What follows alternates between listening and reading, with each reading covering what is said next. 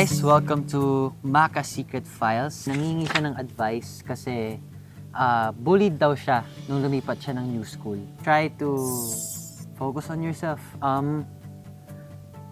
Parang masama sila, di ba? I mean, hindi naman necessary na i-bully ka nila kasi hindi naman talaga kasi tama yun. Pero, yun yung mali nila eh. Yun yung kulang sa sarili nila. Alam nilang, di ba? Alam nating lahat na mali ang pambubuli pero ginagawa nila.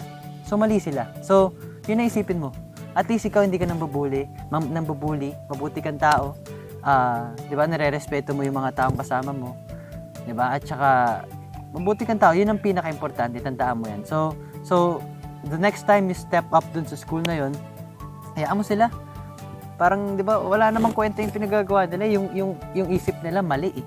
Di ba? At least ikaw alam mong tama ginagawa mo. Yun lang siguro ma-advise ko. Marami pang, di ba, marami pa kaming ma-advise sa'yo. Pero para sa akin, yun na lang muna.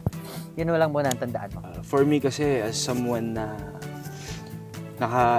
hindi naman naka-experience, pero witness ako sa mga iba-ibang klaseng bully sa school ko dati. Okay talaga na may papatunayan ka sa sarili mo, hindi para sa kanila.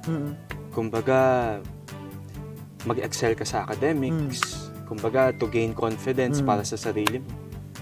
Join varsity team, para kahit papano, magkakaroon ka ng, yun nga, sabi din na Bryce, outlet, mga singing club, ganun. I-diverge mo yung sarili mo sa iba't ibang klaseng activities, pero wag ka magbabago para sa ibang tao, lalo sa mga bully.